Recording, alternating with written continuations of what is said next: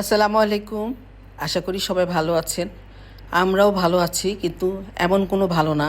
এত গরমে তাপদাহতে সারা শরীর অস্থির, কেমন জানি শরীর অস্থির অস্থির লাগে। আমরা তো সবাই এসিতে থাকি, তাও আমরা অনেক কষ্ট করি। দেখি যে কি কষ্ট লাগে, কি গরম লাগে। রান্নাঘরে গেলে আগুনের মতো তাপ হয়ে থাকে। আর যারা রিক্সা চালায় তাদের কথা একবার ভেবে দেখুন তো, তাদের কি কষ্ট হয়। তাদের কষ্টের কথা মনে করে আমি আজকে ভাবছিলাম আর রান্না করছিলাম যে ওদের কি করা যায়। তারপর আমি কি করলাম, ট্যাং দিয়ে বিট লবণ দিয়ে চিনি গুড় মিশিয়ে খুব ভালো করে লেবুর রস চিপে দিয়ে স্যালাইন দিয়ে সুন্দর করে একটা শরবত বানিয়েছি। এবং এই শরবতটা আমি 20-25টা বটল ভরেছি। আর আমি যখন পার্লারে গিয়েছি, পার্লারের সামনে যারা রিক্সা চালায় আমি একটা একটা করে তাদের ডেকে ডেকে দিয়েছি।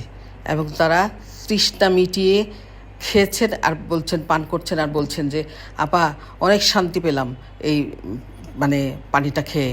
এত গরম যে পানি খাবো, কোথাও পানিও নাই। পানি খেতে হলেও আমাদের কিনে খেতে হয়, কোথাও পানি নাই।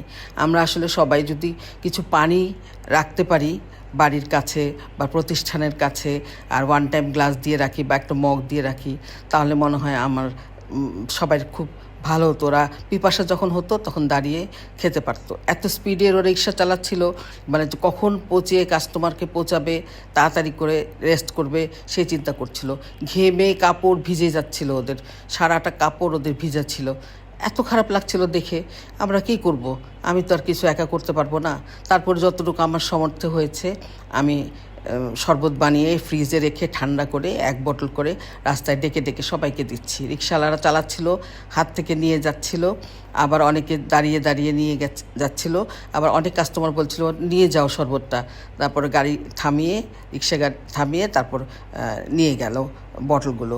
আর যারা বয়স্ক তাদের কথা আমার খুবই খারাপ লাগছে। এই যে লোকটা ভদ্রলোক, বয়স্ক, পেটের দায়ে হয়তো ওকে কাজে নামতে হয়েছে, পেটের দায়ে ওকে রিক্সা চালাচ্ছে। এই গরমে সবচেয়ে কঠিন ব্যাপার আমার মনে হয় যারা বাইরে কাজ করে, রিক্সা চালায়, ভ্যান চালায়, ঠেলাগাড়ি চালায়, তাদের। আমরা যদি সবাইকে একটু করে পানিও দেই, 1 বোতল করে রাস্তায় দাঁড়িয়ে, প্রতিটা বাড়ি থেকে 10টা কোকের বোতল নিয়ে যদি আমরা কাজের লোককে বলি যে তোমরা যে দিয়ে আসো 10 জন লোককে, আমার মনে হয় 10টা লোকের পিপাসা মিটাতে পারবো আমরা। এটা তো কোনো খরচও নাই, কোনো কিছুই নাই। শরবত নাই দিলেও শুধু পানি হলেও আমি অনুরোধ করব আপনারা যারা সম্ভব, যারা পারেন, যাদের সমর্থ্য হয় তারা কিনে দিবেন। আর যারা সমর্থ্য নাই তারা বাড়িতে যে কোকের বোতল থাকে বা পানির বোতল থাকে তাতে পানি ভরে ওদের যদি আপনারা দেন তাহলে হবে। এত গরমের মধ্যে মানুষের নানান রকম অসুখ হচ্ছে, তারপরেও কিছু করার নাই। ওদের হয়তো সংসারে 4-5 জন পরিবার থাকে, ফ্যামিলি মেম্বার, সবাইকে নিয়েই তো চলতে হবে, খেতে হবে, ওদের পেটে ভাত জোগাতে হবে। সেই জন্য ওরা কাজে নামে, এছাড়া কোনো উপায় নাই। অনেকে নাকি বিকালেও গাড়ি নেয়, কিন্তু বিকালে গাড়ি নিলে কম কাস্টমার থাকে, সকালে অফিস আদালত স্কুল থাকে, যার জন্য অনেক বেশি গাড়ির লোক পাওয়া যায়।